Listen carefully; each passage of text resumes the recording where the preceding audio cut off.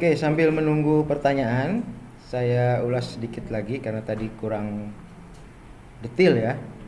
Jadi kode etik jurnalistik itu ada beberapa poin. Yang pertama, wartawan Indonesia itu harus bersikap independen. Apa itu independen? Mandiri, tidak dicampuri atau tidak menerima atau tidak terpengaruh oleh pihak lain ya, penguasa, pemerintah, pemilik modal. Nah, itu artinya independen. Kemudian menghasilkan berita yang akurat. Akurat itu artinya dipercaya benar sesuai dengan keadaan objektifnya. Jadi berita dari media massa atau pers itu tidak boleh hoax ya. Dia harus sesuai dengan kenyataan, sesuai dengan realitas. Wartawan itu tugas utama ya mendeskripsikan fakta saja gitu ya. Terus selain itu juga berimbang. Berimbang dalam arti tidak berat sebelah gitu ya. Karena misalnya tadi contoh sering saya contohkan, misalnya kalau dalam pemilu karena misalnya ada kelompok yang dekat dengan lembaga pers itu, kemudian beritanya menjadi condong membaik-baikan tokoh yang dekat dengan lembaga pers itu, kemudian kalau memberitakan orang lain misalnya tone-nya negatif terus gitu ya. Itu tidak berimbang namanya. Atau dari sisi durasi waktu, yang satu panjang sekali, yang satu pendek gitu ya, itu tidak berimbang. Nah, nanti untuk tugas-tugas kelompok yang kasus ini yang tidak sesuai kode etik itu bisa jadi diangkat dalam diskusi ya. Kemudian tidak beritikat buruk. Beritikat buruk itu misalnya ingin benar-benar menjatuhkan orang lain misalnya gitu ya.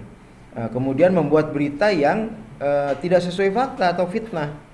Nah, itu beritikat buruk gitu. Ada itikat atau ada tujuan negatif gitu ya. Kemudian yang kedua, wartawan Indonesia menempuh cara-cara yang profesional. Nah, profesional itu banyak ya,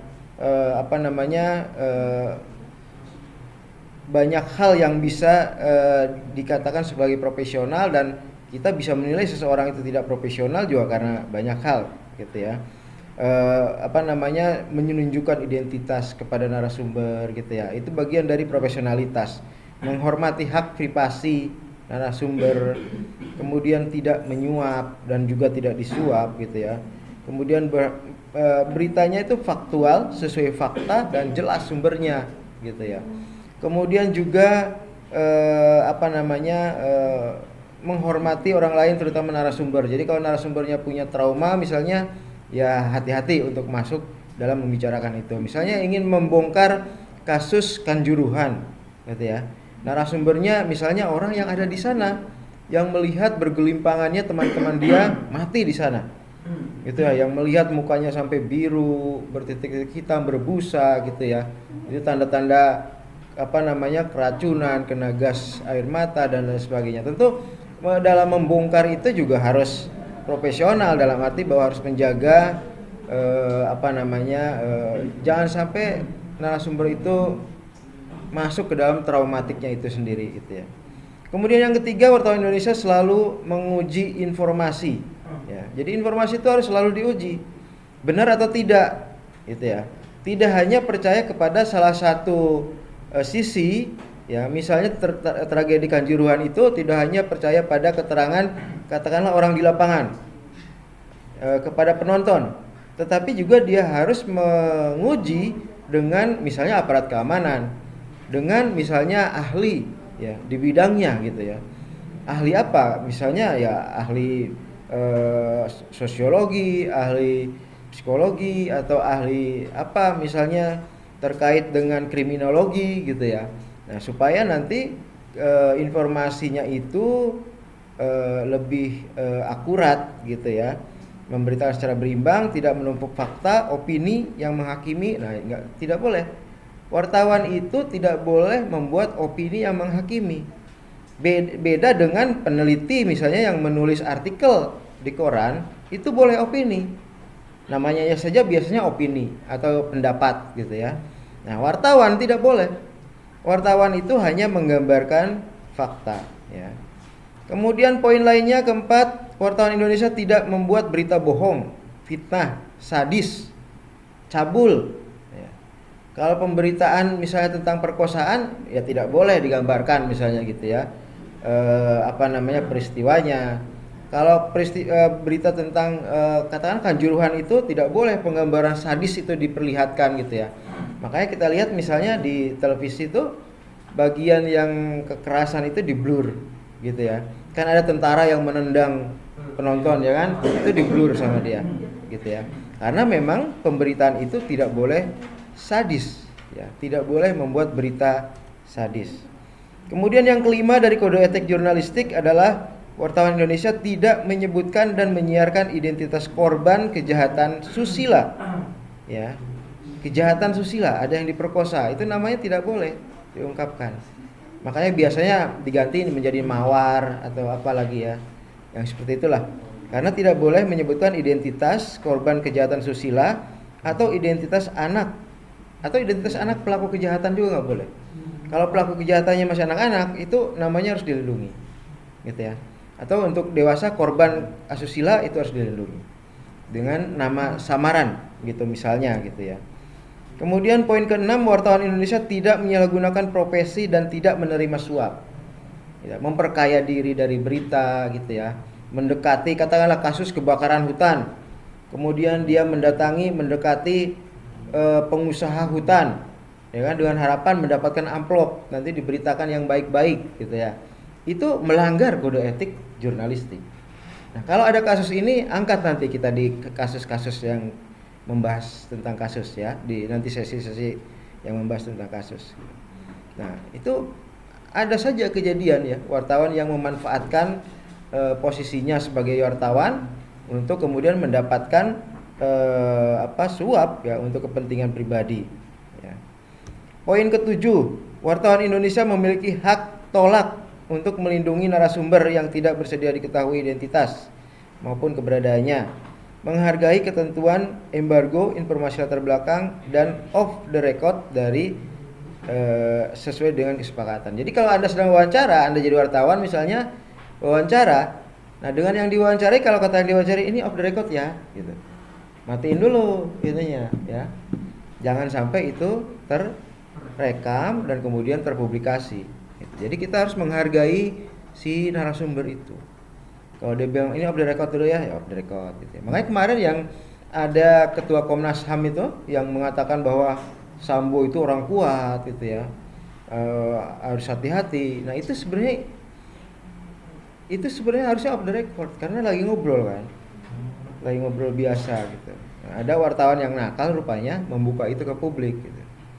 Jadinya ketua Komnas HAM itu yang buruk namanya karena mengatakan bahwa Sambo itu orang kuat gitu ya dan lain sebagainya. Itu tidak bisa dikatakan oleh seorang ketua Komnas HAM gitu ya.